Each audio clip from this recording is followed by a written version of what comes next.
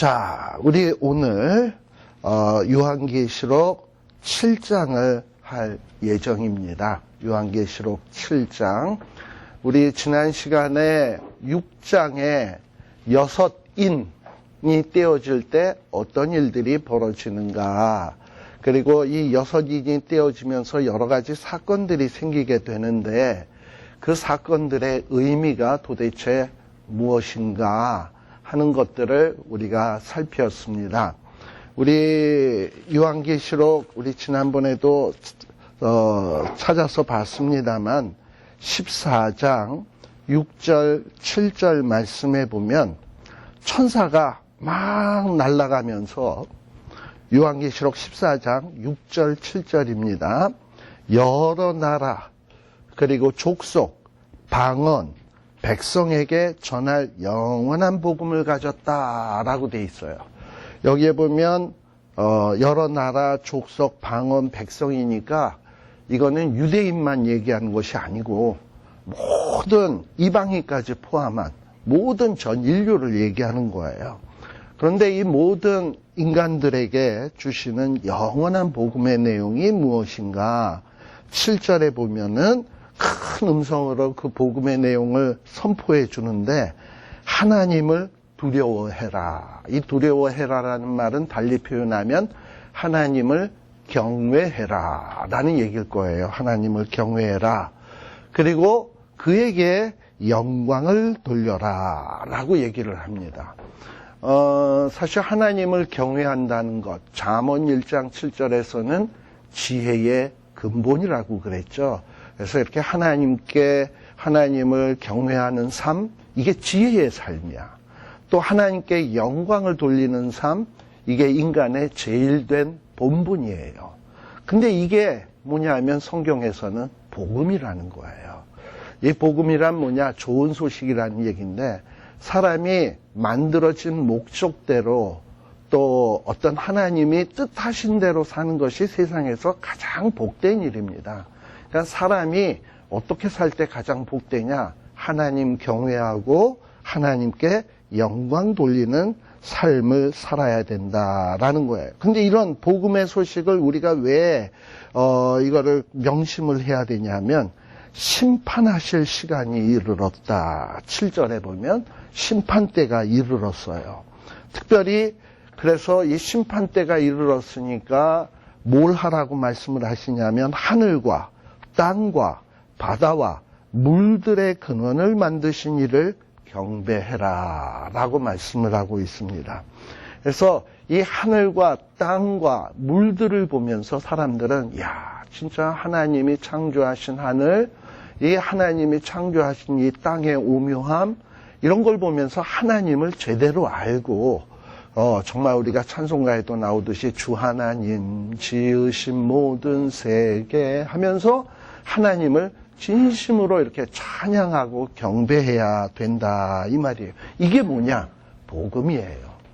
근데 이런 어떤 복음대로 세상의 사람들이 살지 아니하고 하늘과 땅과 물들을 창조하신 하나님을 하나님께 예배하지 아니하고 많은 사람들이 하늘이 신인 줄 알아. 그래서 하늘의 해달별들에게 경배를 하고 또 바다가 무슨 신인 줄 알아. 그래서 우리 포세이돈이라는 우리 영화 아시죠? 포세이돈이 뭐 바다의 신이에요. 그리스 신화에 보면 뭐 이런 바다의 신에게 막 그냥 예배를 하고 블레셋 사람들은 다곤이라고 하는 우상이 있죠. 역시 다곤도 바다의 신이야. 그래서 뭐 바다에 있는 물고기 형상을 만들어 놓고 다곤 같은 경우에 반신 반어. 그래서 반쪽은 고기 모양, 반쪽은 사람 모양. 그리고 그런 신을 경배하고 앉았어요. 그러니 하나님이 보실 때 이게 얼마나 인간이 어리석습니까? 그래서 이 바다, 땅, 물들은 경배받을 대상이 아니라 하나님이 창조하신 피조물에 불과하다. 그리고 그 피조물들은 인간이 다스려야 될 대상이지 인간들이 경배해야 될 대상이 아니다 라는 것을 하나님은 분명하게 가르쳐주고 싶은 거예요. 해서 사람들이 어리석게도 바다와 땅과 물들을 숭배하니까 이 바다 이까짓 것 아무것도 아니야. 그래서 하나님이 바다도 치시고 물도 치시고 막 치시는 거예요. 우리 인 떼어질 때 기억나시죠? 그래서 첫 번째 인이 떼어졌을 때 어떤 일들이 벌어졌습니까? 뭔가 이 사탄의 세력들이 이 땅 위에 나타나서 많은 사람들을 미혹해요. 미혹하는 내용은 뭐냐? 야야야, 저 하늘이 신이야. 저 하늘이 너에게 복 주는 거야. 너 바다에서 고기 많이 잡으려면 바다의 신에게 절을 해야 돼. 예배해야 돼. 뭐 이런 식인 거죠. 그래서 사람들을 혼미하게 만들어가지고 진짜인가 보다 하고서 바다의 신에게 예배하고 하늘의 신에게 예배하고 이러면서 미혹해 하는 일들이 벌어지게 된다. 그래서 하나님이 땅, 바다, 물들을 치시는데 그게 두 번째 인이 떼지게 되면 붉은 말이 등장을 하면서 어떤 일이 벌어지냐. 이 땅의 곳곳에 이 땅 위에서 전쟁들이 벌어져요. 그래서 여러 가지 고통과 슬픔들이 생겨나기 시작을 하는 겁니다. 결국 그 고통과 슬픔도 뭐냐? 사람이 하나님을 제대로 경배하고 하나님을 제대로 경외하지 않고 예배하지 않았기 때문에 영광 돌리지 않았기 때문에 생겨나는 비극들이다. 그리고 또 세 번째 인이 떼지니까 어떤 일이 벌어졌냐? 기근이 생겼다. 전쟁에다가 기근이니까 얼마나 살기가 힘이 들겠습니까? 그래서 네 번째 인이 떼어졌을 땐 어떤 일이 벌어지냐? 처처의 사망, 죽음들이 생겨나기 시작을 해요. 그래서 이 땅 위에 4분의 1의 사람들이 죽어나가는 일들이 벌어지게 된다라는 얘기입니다. 그래서 우리 이 땅 위에 창조 이후로 이 전쟁, 기근, 사망, 이 문제로 모든 인간들이 시달림을 받고 살아왔어요. 이게 다 뭐냐면 죄의 결과 때문이야. 하나님께 제대로 경외하지 아니하고 영광 돌리지 않았기 때문에 벌어지는 일들이었습니다. 게다가 사탄의 세력들은 이 하나님의 종들, 하나님의 말씀을 증거하는 자들을 핍박하고 괴롭히고 죽여요. 그래서 많은 순교자들이 생겨났습니다.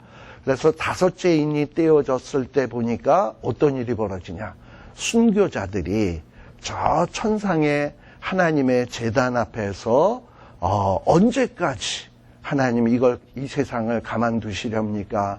우리가 이렇게 주의 말씀 증거하고 주의 일하다가 순교함을 당했는데 이것을 언제 우리 하나님께서 신원하여 주시겠습니까? 하고 호소를 할 때에 하나님께서는 그 기도를 들으시고 잠시 쉬어라. 이제 순교자의 수가 뭐하기까지? 차기까지 기다려라 하면서 기다리라고 말씀을 하셔요. 하나님은 때가 되면 반드시 이 하나님의 백성들의 억울함을 풀어주실 때가 올 겁니다. 또 하나님의 백성들을 괴롭혔던 자들을 반드시 심판하실 거예요. 자, 그런데 그러면서 이제 여섯째 인이 딱 떼지니까 어떤 일들이 벌어지냐면 막 해달별들이 막 그냥 빛을 막 하늘의 별들이 무화과 나무가 대풍에 흔들려 과실이 떨어지는 것처럼 막 땅에 떨어지고 또 해가 총단같이 검어지고 달이 피같이 되고 그리고 지진이 나고 뭐 그야말로 하늘의 이상현상들이 나타나기 시작을 하는 거예요. 정말 보도 듣도 못한 일들이 막 발생되기 시작을 합니다. 그리고 막 산과 섬들이 막 자리를 옮기운다. 정말 있을 수 없는 일들이 막 벌어지는 거예요. 설마 이런 일이 있을 수가. 근데 이런 일이 벌어진다는 거예요. 이게 언제? 여섯째 인이 떼어졌을 때 벌어지기 시작을 한다. 근데 보통 이 여섯째 인이 떼어질 때가 어느 시점이냐? 큰 환란이 시작되는 시점이에요. 우리 마태복음 24장에 보게 되면 말세의 징조에 대해서 예수님이 말씀하셨잖아요. 처음에는 미혹해하는 일들이 벌어진다. 전쟁이 있다. 기근이 있다. 그런데 아직은 끝이 아니야. 그러다가 큰 환란이 있을 거다라고 얘기하는데 이 큰 환란이 있게 되면 뭐냐면 해달별들이 막 어두워지고 천체 이상현상이 나타나기 시작을 하는데 바로 이게 큰 환란의 시작이다라는 거예요. 어찌 보면 이 큰 환란을 우리가 요한계시록을 좀 문자적으로 볼 때 이 큰 환란을 7년간의 대환란으로 볼 수 있지 않을까 생각을 합니다. 지금 뭐 해달별들이 검어졌습니까? 뭐 하늘의 별들이 막 땅에 떨어지나요? 뭐 산들이 막 지금 옮겨지고 있습니까? 아직 안 일어나고 있죠. 그러니까는 우리는 대충 어떻게 생각할 수 있냐면, 지금 환란들이 있긴 하지만 사망도 있고 전쟁도 있고 뭐 기근도 있고 뭐 이런 것들이 있긴 하지만 아직 7년간의 대환란의 시작은 아니구나라는 거는 우리가 대충 짐작할 수 있어요. 그런데 이 7년의 대환란이 시작할 때는 막 하늘에서 몰라 인공위성들이 이제 다 노후하고 수명이 다 돼서 떨어지는 것이 막 이런 일들이 생길지, 아니면 뭐 소련, 중국, 러시아가 막 거기에다가 또 정은이까지 미사일을 빵빵 떼서 그게 하늘에 떨어지는 것이 뭐 별들이 떨어지는 것처럼 보일런지 모르지만, 아무튼 이 하늘에서 대단한 일들이 벌어질 거예요. 빵빵 터지고 막 그냥 검어지고 막 이런 일들이. 근데 그런 일들이 시작되는 것을 보면 우리는 뭘 생각할 수 있냐? 이거 7년의 대환란이 아닐까? 하고 이렇게 한번 생각을 해봐야 돼요. 그리고 말씀에 비추어서 지금 일어나는 일들을 생각해 봐야 된다라는 그런 얘기입니다. 그게 우리 지난 시간에 했던 얘기입니다. 자, 그런데 오늘 우리가 살필 내용은 7장이네요. 7장에 보게 되면 첫 말이 어떤 말로 시작하냐면 이 일 후에라는 말로 시작을 합니다. 이 일 후. 우리는 이 일 후 하면은 이 일이 뭘까? 앞에 6장에 나오는 사건을 생각할 수 있겠죠. 이 일. 앞에 6인이 다 떼졌는데 그 일 후에 이제 이런 일이 7장 1절에 일이 벌어지나 보다. 이렇게 생각하기가 쉬워요. 근데 요한계시록에서 이 일 후에 하는 것은 시간적 개념이 아니야. 어떤 사건이 끝나고 이제 이런 일이 생긴다라는 얘기가 아니라 6장의 사건을 얘기를 했어요. 그리고 이제 이 장면을 바꾸는 거야. 시간적으로 이 일 다음에 이 일이 아니라 이제 여태까지 6인 얘기를 하고, 자 이제 장면을 바꾼다, 새로운 얘기를 시작을 한다 하고서는 새로운 장면으로 전환할 때 이 일 후라고 하는 표현을 쓰는 거예요. 지금 6장의 사건은 땅에서 벌어지는 일들이었습니다. 그런데 하나님께서는 이 땅에서 벌어지는 일들을 설명한 다음에 또 하나의 얘기를 하고 싶어 하는 거예요. 그래서 장면을 전환시키는 거야. 자, 근데 그 장면이 뭐냐? 내가 내 천사가 내 모퉁이에 선 것을 보았다. 여기에 보면 내 천사가 나와요. 이 천사는 하나님이 부리는 영들입니다. 그런데 이 영들이 우리 지난번에 뭐 사자, 그 다음에 사람, 독수리, 그 다음에 또 하나 뭐였더라? 사자, 사람, 독수리, 소, 뭐 이런 어떤 영의 그 모습들을 형상화시켜서 설명했잖아요. 사자, 용맹스럽고, 그 다음에 뭐 사람, 지혜가 있고, 소, 충직하고, 독수리, 신속한, 이런 어떤 영들이 이 세상을 하나님의 뜻대로 딱 붙들고 있는 거예요. 네 천사가. 이 네 모퉁이라고 하는 것은 네 천사가 네 모퉁이를 붙들고 있는데, 이 요한계시록에서 넷이라고 하는 것의 상징은 동서남북, 이 전 세계를 얘기하는 거예요. 전 세계를 딱 네 천사가 그 모퉁이에 서서 거기에서 바람이 일어나지 않도록 붙잡고 있어요. 바람이 일어나지 않도록 꽉 붙잡고 있다. 그래서 이 바람이 땅에도 바다에도 각종 나무에도 불지 못하게 하더라라는 얘기예요. 도대체 왜 천사들이 내 모퉁이에 서서 바람 그리고 이런 것들이 불지 못하도록 하는 건가? 바람은 도대체 무엇인가 하는 것이에요. 이 바람이라고 하는 것은 환란입니다. 이 환란의 바람이에요. 제가 지난 시간에 이 퀴즈를 얘기했죠. 알곡과 가라지를 나누기 위해서는 환란의 바람을 일으키면 알곡들은 환란이 와도 꼭 참고 견뎌. 그런데 이 쭉정이와 가라지들은 환란의 바람이 불게 되면 휙휙 날아가 버린단 말이죠. 힘들어가지고, 지쳐가지고. 그래가지고 알곡과 가라지가 딱 나타나게 되는데, 그래서 이 바람은 환란을 상징하는 겁니다. 그래서 땅과 바다에 이 환란의 바람이 불지 못하도록 네 천사가 꽉 붙잡고 있으라는 거야, 당분간은. 그럼 왜 이걸 붙잡고 있으라 그러느냐? 우리 마태복음 24장 14절 말씀해 보게 되면, 이제 언제 이 세상에 마지막이 오느냐? 우리 마태복음 24장 14절의 말씀이 무엇이죠? 유명한 말씀입니다.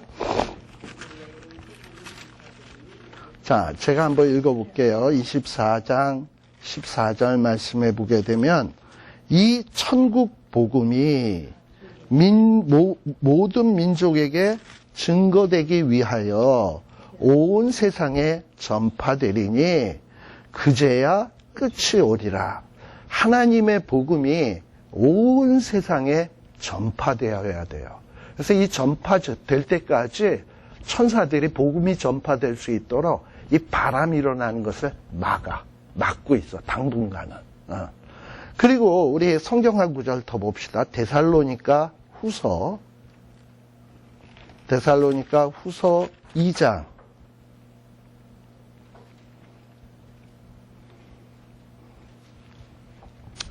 데살로니가 후서도 한번 2장 1절서부터 한번 여러분들 한번 같이 보십시다. 여기에 보게 되면 형제들아, 신약 성경 334페이지 데살로니가 후서 2장 1절입니다. 형제들아, 우리가 너희에게 구하는 것은, 그러니까 지금 이 사도 바울은 데살로니가 교회 교인들에게 내가 원하는 게 있다. 내가 너희에게 구하는 것이 있다. 그게 뭐냐 하면 우리 주 예수 그리스도의 강림하심과 재림이죠. 주님의 재림과 또 주님 재림 시에 모든 성도들이 주님 앞에 모일 거 아닙니까? 그 모임에 대해서 너희들이 꼭 알아야 될 것이 있다는 거예요. 근데 그 내용이 뭐냐 하면 2절에 영으로나 말로나 혹, 영으로나 말로나는 어떤 사람은 내가 기도를 많이 해서 성령에 충만해서 영이 나에게 말씀을 하셔, 이런 사람들 있잖아. 영으로나 말로나 혹 우리에게서 받았다 하는 편지. 이 편지가 뭐겠습니까? 지금 바울은 바울 서신들을 쓰고 있죠. 바울 서신, 또 요한은 요한 1, 2, 3서, 베드로는 베드로 전서, 사도들이 쓴 편지들이 있단 말이죠. 근데 그 편지를 가지고서는 지멋대로 해석해가지고 뭐라고 얘기하냐? 주의 날이 이르렀다. 뭐 예전에 1992년도였나요? 92년도 뭐 10월 28일 날 주님 오신다, 휴거된다, 이래가지고 뭐 마라나다, 뭐 이런 어떤 선교회 같은 데서 엉뚱한 짓거리들 했잖아요. 최근에도 그런 일이 있었어요.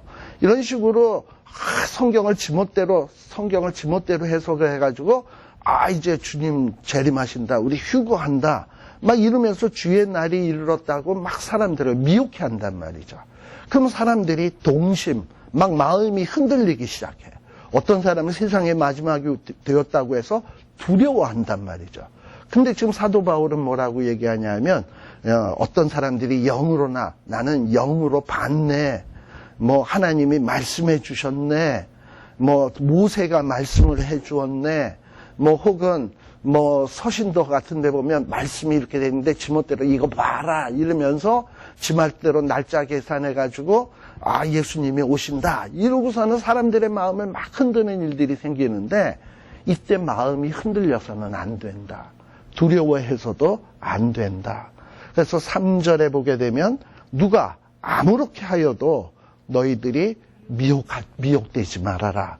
왜냐? 하나님은 그냥 아무렇게나 오시는 게 아니에요. 그래서 주님이 이 땅 위에 오시려면 먼저 무슨 일이 있어야 된다? 배도하는 일이 있어야 된다. 여러분들, 이 배도라고 하는 것은 내가 지금 저 부처를 섬기는 것은 하나님 앞에 죄 짓는 일이야 라는 사실을 분명히 알아요. 그런데 먹고 살래니까 하나님이 밥 먹여주나? 저기 가니까 돈 준다는데? 하고서 이렇게 옮기는 거. 잘못된 것인 줄 알면서도 어떤 욕심 때문에 하나님을 배반하는 일을 배도라고 얘기합니다. 심지어는 배도는 이런 경우도 있죠. 누가 적그리스도가 와서 너 예수 믿으면 내가 너 죽일 거야. 그러니까 생명 잃어버리는 게 두려워서 에휴 살고 봐야지 뭐 하나님이 뭐 나 살려주나 나 하나님 몰라 예수님 몰라 이게 배도예요. 근데 이런 일들이 아주 대대적으로 일어나게 된다는 거야. 예수님 재림하시기 전에. 그리고 또 누가 나타나야 되냐면 불법의 사람 멸망의 아들이 나타나야 된다. 이게 누구냐면 적그리스도예요. 근데 이 적그리스도들이 일어나고 있죠. 배도하는 일도 일어나고 있습니다. 근데 이 배도하는 일과 적그리스도가 아주 그냥 본격적으로 등장하는 일이 생길 거라는 거예요. 자, 그런데 이 적그리스도는 어떤 자냐? 4절에 보면 저는 대적하는 자라 범사에 일컫는 하나님이나 숭배함을 받는 자 위에 뛰어나 자존하여 하나님의 성전에 앉아 자기를 보여 하나님이라 한다. 자칭 하나님이라고 하는 자들이 등장해. 자칭 예수라고 하는 자들이 등장하기 시작한단 말이에요. 요즘 신천지의 이만희 같은 자들, 뭐 이런 자들이 생겨나기 시작을 해요. 자, 그런데 요때까지 일단은 어떤 일이 있냐 하면은 여러분들 그 5절에 보면 내가 너희와 함께 있을 때에 이 일을 너희에게 말한 것을 기억지 못하느냐. 아마도 요 말은 마태복음 24장을 염두에다 두고 한 얘기예요, 예수님이. 그래서 내가 너희와 함께 있을 때, 바울이 데살로니가 교회에 있으면서 이 종말에 대해서 많은 것을 가르쳤던 것 같아요. 근데 그것을 염두에다 두는 거예요. 그러면서 6절에 보면 저로 하여금, 저가 누구냐면 적그리스도로 하여금 이 적그리스도의 때에 나타나게 하려 하여 막는 것을 지금도 너희가 안다. 거기 보면 막는 게 있죠. 그래서 적그리스도가 나타날 때까지 환란의 바람이 일어나지 않도록 하나님이 네 천사를 통해서 네 모퉁이에서 이걸 막고 있어. 적그리스도가 나타나기 전까지 막 복음이 전파돼야 돼. 곳곳에 복음이 들어가야 돼. 그러기 위해서 하나님이 잠시 바람을 잔잔하게 하고 있다 이 말이에요. 또 7절에도 보면 불법의 비밀이 이미 활동을 했지만 하나님이 여전히 뭐하고 있다? 막고 있다. 지금 막는 자가 있어서 어느 때가 되면 이 막는 일을 옮길 거예요. 그러면 적그리스도가 본격적으로 등장을 해서 막 바람을 일으키고 환란의 바람들이 일어나게 될 거다라는 얘기예요. 아시겠죠? 자, 그래서 다시 이제 요한계시록 7장으로 돌아옵니다. 그래서 우리 하나님께서는 이 복음이 전파되도록 하기 위해서 이 천사들을 통해서 이 땅에 바람이 일어나는 것을 잔잔케 한다라는 거예요. 그리고선 또 장면이 조금 전환됩니다. 2절에 또 봄에 또 어떤 일을 봤냐 하면 어떤 다른 천사가 또 탁 등장해. 이 다른 천사는 앞에 네 천사는 막는 자들이었고 어떤 또 다른 천사가 딱 등장을 하면서 뭐라고 얘기하냐. 살아계신 하나님의 인을 가지고 여기 보면 하나님을 뭐라고 표현하냐면 살아계신이라고 얘기를 하고 있어요. 왜 이 얘기를 하느냐 하면 우리 6장에서 많은 사람들이 하늘, 바다, 물 막 이런 것들을 섬겼다 그랬잖아. 이것들은 생명력이 없어. 그런데 우리 하나님이야말로 참신이고 창조주시기 때문에 어제도 살아계시고 오늘도 살아가시고 또 영원토록 살아계신 그런 하나님이에요. 근데 이런 하나님이 하나님의 인을 가지고 하나님의 인이 뭡니까? 도장. 하나님의 인을 가지고 해 돋는 데서부터 쫙 올라오는 거야. 어떤 한 천사가. 그리고서는 이 땅과 바다를 해롭게 할 권세를 얻은 네 천사. 이제 막고 있지만 이 막는 것을 딱 치우게 되면 바람이 일어날 거잖아요. 그 천사들에게 이야기하기를 야, 우리가 하나님의 종들의 이마에 인치기까지 땅이나 바다나 아무나 나무나 해하지 말라. 땅, 바다, 나무 이런 거 해하지 말아라. 언제까지? 하나님의 사람들의 이마에 인치기까지. 그러면 여기서 하나님의 인이라고 하는 것은 도대체 무엇인가라는 거예요. 여러분들 보통 도장은 어떨 때 사용하나요? 도장? 계약할 때. 계약할 때 이건 이제 내 거야. 뭐 이런 거 하기 위해서. 저기 텍사스에 제가 예전에 한번 가봤는데 텍사스가 땅이 넓잖아요. 근데 거기에 소들을 진짜 난 지평선이라는 얘기는 내가 들어봤는데 소평선이더라고. 소평선. 소가 얼마나 많은지 소들이 지평선으로 쫙 저 끝까지 다 소야. 근데 이 소들의 특징이 뭐냐면 히프에 도장들이 다 있어. 소 주인들이 요 소는 내 소하고 자기 집 도장을 꽝 찍어 놓은 거야. 히프에 보면 도장들이 써 있어요. 그러니까 어떤 그 집에 뭐 예를 들면 제가 철원 킴이다 그러면 CWK 해가지고 CWK 해서 도장 빵 찍어 놓은 거야. 이건 제 거라는 거야. 뭐 그리고 여러분들도 이니셜이 있잖아요. 뭐 그런 이니셜로 이렇게 도장들을 다 찍어 놨어. 그래서 이 도장은 첫 번째 뭐냐면 소유. 내 거다. 라는 것을 할 때, 뭐 우리가 너 찜 쪄놨어 이랬을 때 그 소유의 개념. 그 다음에 또 도장은 또 어떤 때 사용하냐면 보증. 내가 이 약속 꼭 지킬게. 어떻게? 그럼 어떻게 믿어? 나 도장 찍어줄게. 보증. 할 때 이 도장을 찍는 거예요. 그래서 이 인의 가장 중요한 개념은 첫 번째는 뭐냐면 소유의 개념. 또 두 번째는 뭐냐면 보증의 개념. 이거예요. 그러니까 하나님의 인을 친다. 이 얘기는 얘는 이 입맞은 자 얘는 내 거야. 그래서 하나님의 도장이 꽝 찍혀 있는 거야. 그렇죠? 대신에 짐승의 인, 또 달리 표현하면 짐승표를 찍었으면 그럼 누구 거? 짐승 거. 짐승 거가 되는 거예요. 그래서 인을 쳤다고 하는 것은 누구의 것이냐라는 거예요. 그리고 또 보증이라고 얘기했잖아요. 인을 쳤으면 얘는 내 거니까 내가 끝까지 보호할 거야. 얘는 내가 끝까지 빼앗기지 않아. 하고선 치는 게 이게 인입니다. 도장. 그래서 하나님께서 이 땅 위에 많은 사람들이 있는데 이 중에서 하나님의 소유로 삼아야 될 사람들이 아직 있다는 거예요. 그래서 그런 자들에게 도장을 쳐야 되는데 이 도장을 치기 위해서는 어떻게 해야 됩니까? 복음이 전파돼야지. 복음이 전파되고 그 사람들이 이 복음을 받아들였을 때 너는 이제 내 거 하고 하나님이 도장을 찍을 거 아니에요. 그러기 위해서는 복음이 전파돼야 돼. 그리고 복음이 전파되고 그 복음을 영접하고 하나님의 소유들이 되는 이 사건이 생겨야 된다 이 말이에요. 그러니까 그런 일들이 끝나기 전까지는 아직 환란의 바람이 불어서는 안 된다라는 거예요. 그래서 지금 이 하나님의 천사들이 나아가서 막 인을 치기 시작을 하는 겁니다. 자, 그런데 4절에 보니까 인 맞은 자의 수를 들으니 이스라엘 자손의 각 지파 중에서 인 맞은 자들이 몇 명이다? 14만 4천이다. 아마도 요한계시록에서 제일 어려운 내용 가운데 하나가 요 14만 4천입니다. 도대체 이 14만 4천이 누구인가? 라는 거예요.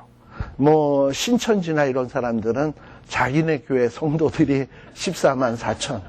이게 근데 걔네들 14만 4천 넘어가지고 이제 제2의 14만 4천 뭐 이런 얘기까지 또 하고 있어요. 좌우지간. 그리고 옛날에 또 여호와의 증인들이 또 14만 4천 이런 얘기 또 했고. 그래서 이 14만 4천에 대해서 어떻게 해석하느냐에 따라서 아주 엄청난 차이들이 벌어지고 있습니다. 그래서 이단들은 대개 자기네 그 이단의 종교를 믿는 자가 이 14만 4천 안에 든다 그래가지고 사람들을 막 미혹해해요. 그리고 또 대표적인 또 어떤 사람들은 이런 얘기를 하는 사람이 있어요. 여기에 보면 14만 4천 하니까 뭐라고 되어 있냐면 이스라엘 자손의 각 지파 중에서 입맞은 자들이 14만 4천이다. 자, 요 말만 딱 놓고 보면 이 14만 4천은 국적이 어디입니까? 이스라엘이죠. 이스라엘 자손의 각 지파 중에서 입맞은 자들이 14만 4천이니까 만일에 이런 식으로 본다면 우리는 14만 4천 안에 든다 안 든다? 신천지도 든다 안 든다? 왜냐하면 걔네는 이스라엘 사람 아니잖아. 이스라엘 사람 아니고 우리도 이스라엘 사람 아니잖아. 그러니까 여기서 문제가 되는 게 뭐냐면 이스라엘이 뭐냐 이거예요. 이스라엘이 뭐냐. 어떤 사람은 문자 그대로 혈통적 이스라엘을 얘기하는 거다. 이런 사람이 있고 어떤 사람은 아니다. 혈통적 이스라엘이 아니라 오늘날 교회를 얘기하는 거다. 이렇게 얘기를 하는 사람이 있어요. 근데 오늘날 교회라고 주장하는 사람은 뭐냐. 이제 유대인들이 예수님을 영접하지 않았기 때문에 그리고 예수님을 십자가에 못 박았기 때문에 하나님은 유대인을 버렸다. 그리고 택한 백성으로 영적 이스라엘 교회를 택한 거다. 그래서 진짜 이스라엘은 누구냐? 영적인 이스라엘 교회가 이게 이스라엘이다. 이렇게 또 주장하는 사람이 있어요. 근데 이것도 잘못이고 또 이스라엘을 혈통적 이스라엘이라고 얘기하는 것도 잘못입니다. 우리가 그 이스라엘을 얘기를 하려면 뭘 봐야 되냐? 로마서 2장.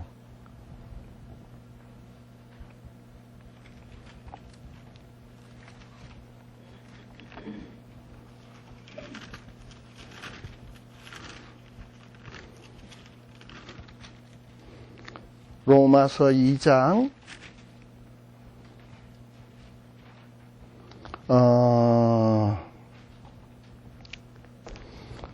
자, 로마서 2장 27절부터 볼게요. 또한 본래 무할례자가 율법을 온전히 지키면 의문과 할례를 가지고 율법을 범하는 너를 판단치 아니하겠느냐 하면서 28절에 이렇게 얘기합니다.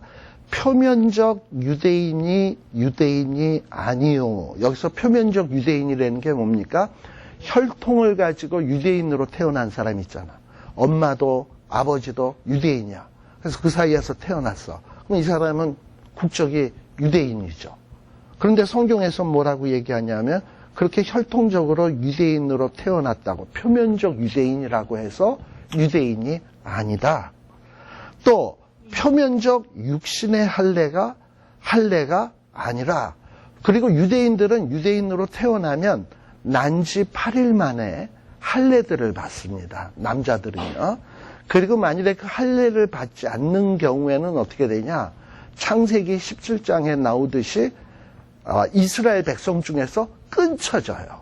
그러니까 혈통적으로 유대인으로 태어났다 하더라도 할례를 안 행하게 되면 유대인에게서 끊어지는 거야. 유대인의 자격을 상실한다 이 말이에요. 근데 여기서는 뭐라고 얘기하냐면 뭐 표면적으로 이 남자의 생식기의 일부를 조금 잘라냈다고 해서 할례냐? 할례 아니다. 이러고 얘기하는 거예요.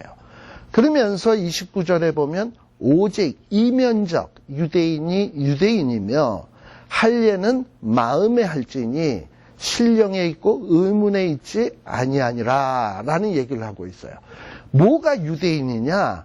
표면적 유대인이 아니고 이면적 유대인. 이면적 유대인이라고 하는 것은 뭐냐 하면 암만 유대인으로 태어났다 하더라도 그 마음에 하나님에 대한 제대로 된 신앙이 없으면 그거는 하나님의 백성 아니라는 얘기예요. 그리고 할례, 육체적인 할례를 행했다고 할례를 받은 게 아니라 마음의 진정한 할례를 행해야 이게 할례 받은 하나님의 백성이 된다라는 얘기입니다. 자, 그러면 이게 무슨 얘기냐? 유대인이 되는 데 있어서 필수 요건 두 가지가 있습니다. 그게 뭐냐면 첫째는 할례고 둘째는 유월절이에요.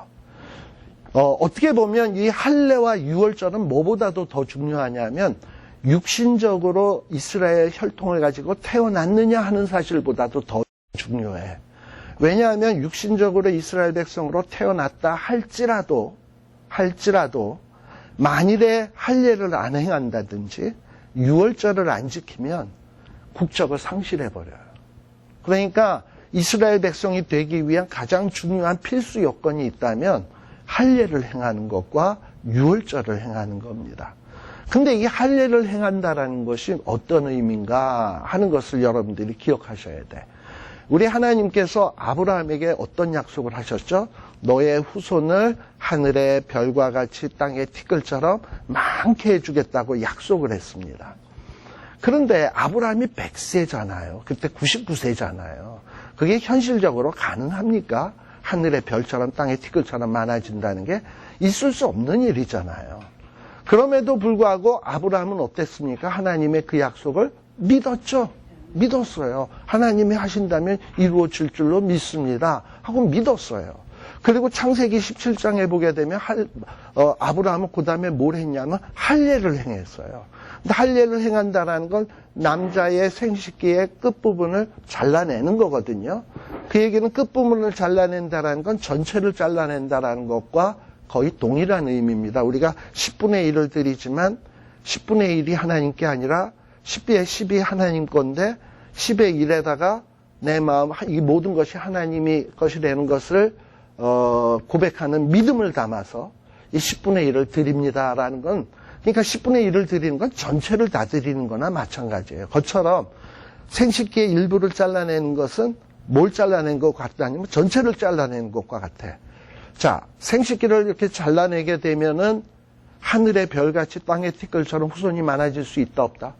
없죠. 4시가 되는데 어떻게 후손이 많아지겠습니까? 근데 이 아브라함의 고백은 뭐냐? 하나님, 내가요 이거 없어도 내가 4시가 되어도 하나님이 하늘의 별처럼 땅의 티끌처럼 많아진다고 했으면 됩니다. 하고선 하는 거 그거예요. 그래서 할례를 행한 거야. 이거 없어도 하나님이 이루실 수 있습니다. 라는 거예요. 이게 뭡니까? 믿음이죠. 바로 이런 믿음의 표현이 뭐냐면 할례예요. 그래서 마음의 할례를 행한다라는 것은 뭐냐면 단순히 생식기의 일부를 끊어내는 정도가 아니라 맞아요. 하나님이 하신다면 하실 수 있습니다. 아멘. 하고선 이렇게 하는 거야. 이게 마음의 할례인 거예요. 그리고 이렇게 생식기의 일부를 잘라낸다라는 건 뭐냐면 내가 이제 하나님의 백성이 되었으니 이제는 예전에 옛 풍속, 옛사람을 벗어버리고 이제 새로운 사람으로 살겠습니다. 라는 다짐, 결심, 이런 믿음이 내포되어 있는 거예요. 바로 할례를 행한다는 것은 하나님이 할 수 있습니다. 나 이제 새로운 삶을 살겠습니다. 라는 고백인 거예요, 할례가. 그러니까 이런 고백이 없는 자는 하나님의 백성이 될 자격이 없어서 끊어지는 거야. 근데 이 고백이 있는 자는 하나님의 백성이 되는 거예요. 심지어 할례는요, 이방인이 할례를 받잖아요. 그러면 이방인도 이제는 하나님의 백성이 돼요. 그래서 대표적인 신뢰가 누구냐면 갈렙 같은 사람. 이 갈렙은 원래 이방 족속, 개인 족속이었어요. 그런데 할례를 받고 난 다음에 어떻게 됐냐? 유다 지파의 우두머리가 될 정도로 되어버렸잖아요. 그리고 또 유월절이라는 걸 안 지키면 유대인 하나님의 백성에서 끊어지는데 이 유월절이라는 게 뭡니까? 유월절하고 밀접한 관련이 있는 게 10가지 재앙 가운데 마지막 재앙이에요. 근데 이 마지막 재앙이 뭐였습니까? 애굽 땅에 있는 모든 장자는 다 죽는다. 그러면 애굽 땅에 있는 모든 장자 속에 이스라엘 백성 포함돼요, 안 돼요? 아니죠, 되죠. 일단은 이스라엘 백성도 원래는 다 죽어야 되는 거예요. 애굽 땅에 있으니까 장자들은 다 죽어야 되는 거예요. 그런데 하나님이 이스라엘 백성들에게는 해결 방법을 주셨어. 너희들 장자 죽고 싶지 않지? 그러면 너희들 어린 양을 잡아서 피를 흘려서 문설주에다 피 발라. 그러면 내가 그 집은 패스오버 할 거야. 한 거예요. 근데 이 장자를 죽인다라고 하는 것은 무엇입니까? 장자를 죽인다라고 하는 것은 장자는 한 집의 대표예요. 그러니까 그 대표를 치는 건 전체를 다 치는 것과 같아. 그러니까 이 애굽 땅에 있는 모든 족속을 하나님이 다 치겠다는 것을 장자 치겠다는 표현으로 한 거예요. 근데 이스라엘은 하나님의 이 침을 당하고 싶지 않아? 그럼 어린 양 준비해, 피 발라. 이거였어요. 그래서 이스라엘 백성들은 어린 양을 잡아가지고 그 피를 문설주에다 발랐습니다. 그랬더니 어떻게 했습니까? 하나님이 그냥 넘어갔어요. 자, 원래는 이스라엘 백성이 죽어야 되는데, 이스라엘 백성도 죽어야 되는데, 대신 누가 죽은 겁니까? 어린 양. 그래서 이스라엘 백성들은 맞아, 우리도 죽어야 되는데 우리 대신 어린 양이 죽으면 살 수 있다 그랬어. 근데 사실 그게 말이 됩니까? 안 되죠. 근데 믿음으로 그 사람들은 한 거야. 하나님이 그렇다 그랬으니까 어린 양이 죽어서 그 피 바르면 우리가 피 흘린 것으로 간주해서 넘어간다고 했으니 믿음으로 한 거예요. 그러니까 하나님이 그 믿음을 보시고 이스라엘 백성을 살려준 겁니다. 그러니까 이스라엘 백성은 어떻게 보면 이스라엘 백성들의 생명은 어린 양의 피값으로 산 거야. 아시겠죠? 바로 그거예요. 유월절을 지키는 가장 중요한 의미는 하나님, 우리는 원래 죽어마땅한 자들이지만 하나님이 은혜로 어린 양을 우리에게 보내주셔서 어린 양의 피값으로 우리는 죽지 아니하고 이렇게 살게 되었습니다. 우리는 우리의 생명을 빚진 자입니다. 어린 양에게 빚진 자들입니다. 우리는 그러한 사람들입니다. 라고 고백하는 것이 뭐냐면 유월절 절기를 지키는 겁니다. 그러니 이런 유월절의 절기를 지키지 않는다면 이런 믿음이 없는 거야. 그래서 백성 중에서 끊쳐진다라고 무서운 말씀을 하고 있는 겁니다. 자, 그래서 우리는 그래서 이 로마서에 나오듯이 표면적 유대인이 아니고 뭐가 이면적 유대인이 유대인이다. 이면적 유대인이란 뭐냐?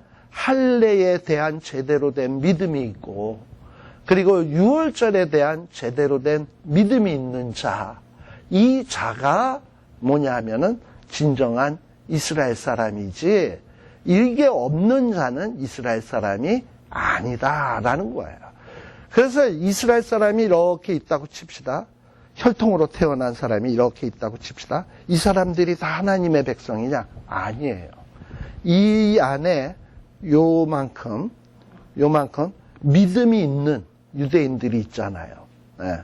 이게 다가 아니라 요 안에 일부 믿음이 있는 이스라엘이 진짜 이스라엘이지 이 전체가 이스라엘이 아닌 거예요. 그걸 우리가 기억을 하셔야 된다 이 말이에요. 자, 그 다음에 그러다 보니까 제가 아까 두 번째는 뭐냐 하면은 이제 그러면 이스라엘은 어떤 사람은 이제 하나님이 진짜 이스라엘은 버렸고 예수님을 배척했기 때문에 오늘날 교회 영적인 이스라엘이 이게 이스라엘이다 라고 얘기하는 사람들 있죠. 예. 그래서 오늘날 교회가 과연 그러면 이스라엘인가? 그렇게 볼 수 없어요. 여러분들 오늘날 교회 안에 있다고 교회 안에 교회 다닌다고 그 사람들이 제대로 된 하나님의 신앙을 다 갖고 있습니까? 교회 다니면서도 마당만 밟고 다니는 사람이 있어. 제대로 된 믿음 없는 사람들이 있어요. 아마 환란의 바람이 일어나면 교회 안에서 무수한 가라지들이 다 바람에 날아가 버릴 거예요. 알곡들은 일부 남을 거야. 그러니까 이렇게 교회가 이만하다고 한다면 이 안에 진짜 알곡, 요게 뭐냐면 이스라엘이에요. 그래서 이스라엘은 구약에도 있었고 신약에도 있다라는 거예요. 우리 사도행전 7장 8절 한번 봅시다. 우리가 이 구약시대의 사람들은 교회하고 상관없다고 생각하는 사람들이 있는데 아니에요. 구약의 이스라엘 백성들도 성경에서는 분명히 뭐라고 얘기하냐면 사도행전 7장은 여러분들 잘 알다시피 누구의 설교죠? 스데반의 설교죠. 예. 스데반의 설교인데 거기에 보게 되면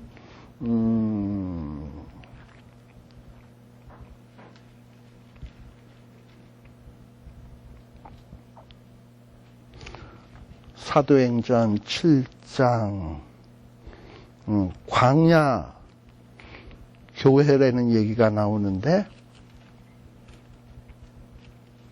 38절 7장 38절에 보게 되면 시내산에서 말하던 그 천사와 및 우리 조상들과 함께 어디에 있었다? 광야 교회에 있었고 또 생명의 돌을 받아 우리에게 주던 자가 이 사람이라. 모세를 설명을 하면서요.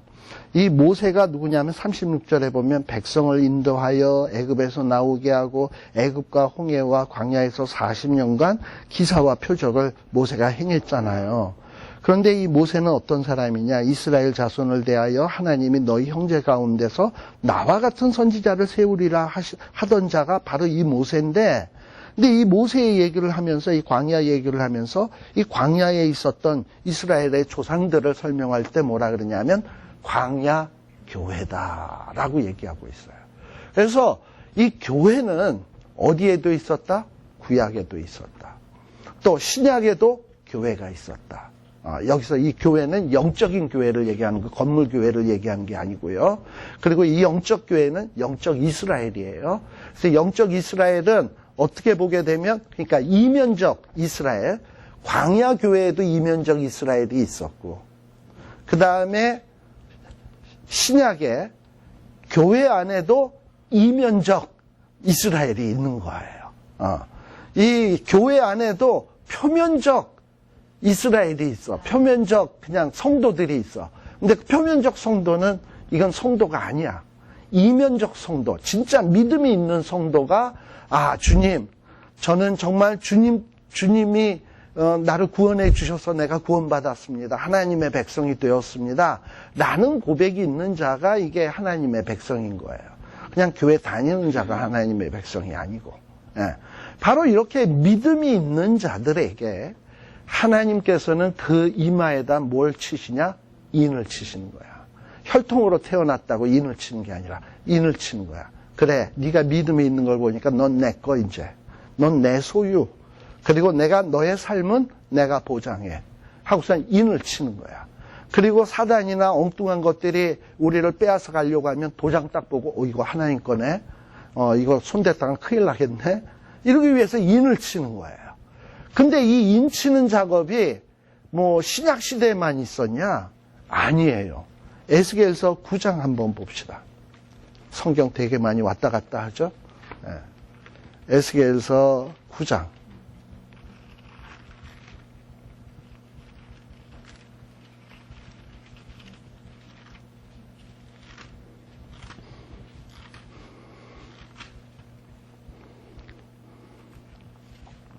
자, 9장 3절의 말씀을 봅시다.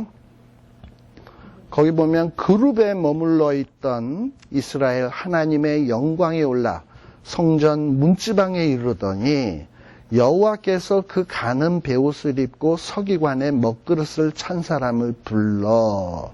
아마도 여기 베옷을 입고 먹그릇을 찬 사람은 하나님이 부리는 영이었던 것 같아요. 그 영에게 뭐라고 얘기하냐? 이르시되 너는 예루살렘 성읍 중에 순행하여 예루살렘 성읍을 다니면서 그 가운데서 행하는 모든 가증한 일로 인하여 탄식하며 우는 자의 이마에 표를 해라 라는 말이 나오죠. 이게 뭐냐? 이 에스겔 당시에 이스라엘 예루살렘 안에 경건한 성도들은 우리나라가 어떻게 이렇게 쫄딱 망하게 됐는가? 우리 예루살렘 성 안에 보니까 막 우상을 숭배하고 하나님을 배척하고 이 더럽고 추악한 죄를 짓는 자들, 이 일로 인해서 우리가 망하게 되었구나. 이래서는 안 되는데. 그러면서 이런 사람들이 울며 탄식하며 하나님 우리 백성을 용서하여 주옵소서, 내 죄를 용서하여 주옵소서, 우리가 범죄했나이다. 이러고선 탄식하는 자들, 즉 뭐냐면 진심으로 회개하는 자들이겠죠. 이 회개하는 자들에게 하나님이 세마포를 입은 그 사람, 그 영을 보내서 뭐냐면 그런 자들의 이마에는 뭐를 쳐라? 표를 해라. 얘는 회개한 자, 얘는 하나님의 사람 하고서 이마에다 막 표를 하는 거야. 그리고서는 5절에 보게 되면 나의 듣는데 또 그 남은 자에게 이르시되 너희는 그 뒤를 쫓아 성읍 중에 순행하며, 그 다음에 그 남은 다른 천사에게 그 인을 치는 사람 뒤를 쫓아가면서 너희들 성읍 중에 순행하면서 이 이마에 표를 하지 아니한 자들은 아껴보지도 말고 긍휼을 베풀지도 말고 늙은 자, 젊은 자, 처녀와 어린아이와 부녀들을 다 죽여라. 그러나 누구는 손대지 마라. 이마에 표 있는 자에게는 가까이 하지 마라. 왜? 이마에 표 있는 자는 누구 거? 하나님 거. 누가 보장해? 하나님이 보장해.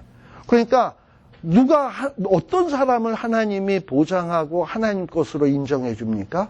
회개하는 자. 신약식에서는 뭐예요? 믿음이 있는 자. 이런 자들은 하나님이 하나님의 것으로 인정해 준다 이 말이에요. 영접하는 자, 곧 그 이름을 믿는 자들에게는 하나님의 누구? 자녀, 도장을 찍었다는 건 이제 하나님의 것이라는 거예요. 자녀가 되는 권세를 주었기 때문에 어느 누구도 이 세상의 어떤 피조물도 하나님의 것에 손대서는 안 돼. 그래서 하나님이 보호해 주시겠다고 보증을 하고 있는 거예요. 근데 이런 일이 벌써 언제도 있었다? 구약에도 있었다. 그리고 지금 이 일이 어디에도 일어나냐? 신약에서도 일어나고. 그래서 이스라엘이란 혈통적 이스라엘이 아니고 뭐가 이스라엘이냐? 믿음이 있는 자.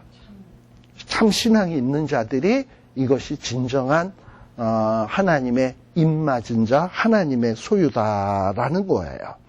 자, 그래서 또 우리 로마서에 로마서가 아니라 계시록 11장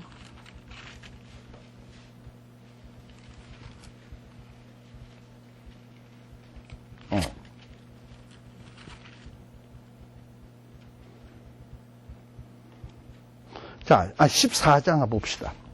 계시록 14장에 보게 되면 3절부터 보겠습니다. 14장 1절부터 보겠습니다. 또 내가 보니 보라 어린 양이 시온산에 섰고 그와 함께 누가 섰다? 14만 4천이 섰어. 서 있는데 이 14만 4천의 공통점은 뭐예요? 이마에 뭐가 있다? 이름이 있다. 어린 양의 이름도 있고 아버지의 이름도 있어. 이름이 있어. 자, 그런데 이 14만 4천은 어떤 사람들이냐? 4절에 보게 되면 이 사람들은 누구냐 하면은 먼저 3절에 이 14만 4천은 어떤 사람들이냐? 이 14만 4천들이 새 노래를 부르는데요. 이 14만 4천은 어떤 사람이다? 땅에서 뭘 입은? 구속함을 입은 14만 4천이다 라는 거예요. 여러분들 이 구속이라는 말은 뭔지 아십니까? 구속, 값 주고 샀다는 얘기예요. 자, 원래 이스라엘 백성들은 애굽 땅에서 죽어 마땅한데 뭘 갖고 이스라엘 백성들이 살았죠? 어린 양의 핏값으로 살았어요. 그러니까 어린 양의 핏값을 주고 산 민족이 누구냐면 이스라엘이에요. 그래서 구속함을 입은 자들이 14만 4천이야. 그런데 이 14만 4천은 또 어떤 사람이냐? 4절. 이 사람들은 여자로 더불어 더럽히지 아니하고, 여기서 말하는 여자는 뭐 남녀를 얘기할 때 여자가 아니고 음녀, 우리 요한계시록에 나오는 음녀로 더불어 더럽히지 아니하고 정절이 있는 자다. 그러니까 신앙에 절개가 있는 자. 그리고 어린 양이 어디로 인도하든지 뭐 사망의 음침한 골짜기로 인도한다 할지라도 주저앉지 아니하고 따라가는 자들. 뭐 찬송가에도 나옵니다. 주의 인도하심 따라, 주의 인도하심 따라. 그 다음 어디든지 주를 따라. 그 어디든지 할 때 좋은 데만, 즐거운 데만, 기쁜 데만, 슬픈데도 아픈데도 고통이 있는데도 주님이 인도하시면 어디든지 주를 따라 가는 자들. 바로 이런 자들이 누구냐 하면 바로 14만 4천이에요. 그리고 이런 자들은 누구에게 속했다? 하나님과 어린 양에게 속했다. 근데 이 어린 양에게 속했다, 하나님에게 속했다라는 것을 뭐라고 표현하냐면 처음 익은 열매라고 얘기하죠. 여러분들 농사를 지었을 때 첫 열매는 누구 것? 하나님 것이듯이 지금 이 14만 4천은 누구 거다? 하나님 거다. 첫 열매는 반드시 하나님에게 돌리듯이 이스라엘 이 14만 4천은 하나님 거다 라는 얘기예요. 그래서 이 14만 4천이 어떤 사람인가 하는 것이 대충 감이 잡혔죠? 예. 그런데 이런 사람이 몇 명이다? 14만 4천이다. 라고 얘기를 하고 있는 거예요. 그런데, 이 14만 4천이라고 하는 것은 정말 그러면 하나님께 속한 자들이 구약의 성도, 또 신약의 성도, 다 포함해가지고 정말 이마에 맞은 사람이 숫자적으로 14만 4천 밖에 안 된다? 그리고 나머지는 다 껍데기고 쭉정이다? 그럴 수 있어요? 숫자만 14만 4천이겠어요? 그러니 그분 14만 4천은 너무 턱없이 적잖아. 물론 그렇다고 늘리자고 하는 게 아니에요. 근데 이 14만이라는 건 뭐냐면, 여러분들 14만 4천, 144죠. 144는 어떻게 나오는 숫자냐면 12 곱하기 12 하면 140이에요. 그죠? 12 곱하기 12. 그리고 거기에다 곱하기 1000을 하면 14만 4천이 되는 거예요. 그런데 이 10이라고 하는 숫자도 우리가 구약의 12지파, 신약의 교회를 대표하는 12사도, 그래서 12, 12 곱해가지고 144, 무수히 많은 숫자 1000. 또 12도 어떻게 나오느냐 하면 3, 4, 10이잖아. 조금 너무 좀 조잡할지 모르겠지만 3은 보통 우리가 성경에서 얘기할 때 삼위일체의 수, 완전수 3. 4는 뭐냐 하면 동서남북 할 때 온 세계의 4. 그래서 3 곱하기 4 하면 12. 택함의 수, 12지파, 또 12사도 해가지고 또 많은 수 1000. 그래서 14만 4천 속에는 이게 어떤 의미가 내포되어 있냐면 무수히 많은 이런 의미가 담겨져 있는 거예요. 그래서 이 성경에서는 때로는 숫자를 가지고 상징적 의미를 나타낼 때 참 많이 사용을 해요. 그래서 이 14만 4천, 우리가 숫자적인 14만 4천이 아니라 이것은 무수히 많은 자들을 얘기하는 거다. 하나님의 소유로. 상식적으로도 좀 그래요. 왜냐하면 사탄은 자기가 사람들을 빼앗아 가려고 그러고 하나님은 또 하나님 것을 지키려고 그러는데 만일에 사람이 사탄에게 더 많이 뺏긴다. 말이 되겠습니까? 물론 좁은 길로 가라, 넓은 길로 가는 사람은 많다 이런 얘기 나옵니다만 근데 여기서 말하는 14만 4천은 의외로 생각보다 무수히 많은 자를 얘기하는 숫자가 14만 4천이다 라는 것을 일단 말씀드리고 이 14만 4천에 대해서는 너무 이게 제일 어렵고 잘 짚고 넘어가야 되는 문제이기 때문에 제가 좀 서론적으로 길게 설명을 드렸습니다. 잠시 쉬었다가 우리 또 가도록 하겠습니다.